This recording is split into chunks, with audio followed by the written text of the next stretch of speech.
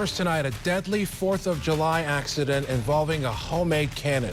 A Howard City man died late last night when police say he apparently was hit by shrapnel.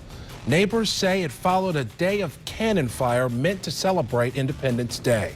24-hour News 8's Ken Kolker is back from Newaygo County and has the story tonight. Ken. Good evening, Leon. The explosion killed 46-year-old Anthony Herman, but neighbors say the shrapnel from the homemade cannon also put others at risk.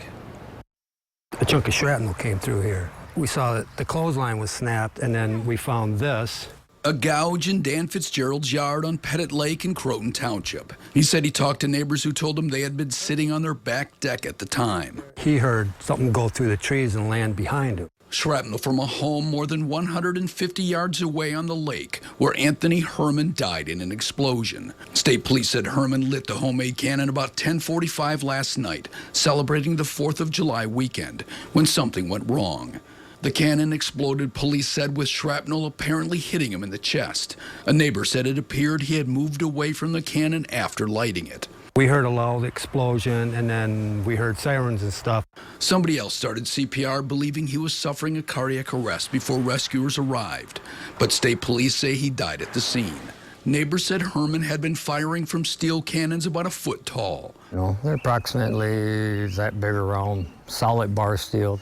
Well, I kept hearing the cannon going off. They'd fire in a hole to alert everybody because it shakes the windows, and I'm about 5 houses down. They were just blowing the cannon off all through the day. Yeah. And I don't know if he packed it too full or something. Dan Fitzgerald said he was inside when he heard the boom. We were over at the neighbor's house, so I'm glad we weren't out here.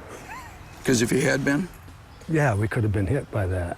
When you make homemade things like that, it's an accident waiting to happen. The victim's family said they were too shaken to talk, but neighbor Larry Jackham said he had spent time on a pontoon boat with the man earlier yesterday. He was a fun guy, had a 16-year-old son with him. Oh, very sad. And to see some grown men the way they were, all broken up and in tears and stuff like that when it happened. Now, while fireworks accidents are becoming more common, deaths are rare. 11 last year nationwide, according to the Consumer Product Safety Commission. 2 of those were from homemade fireworks. Live in studio control, Ken Kolker, 24-hour News 8.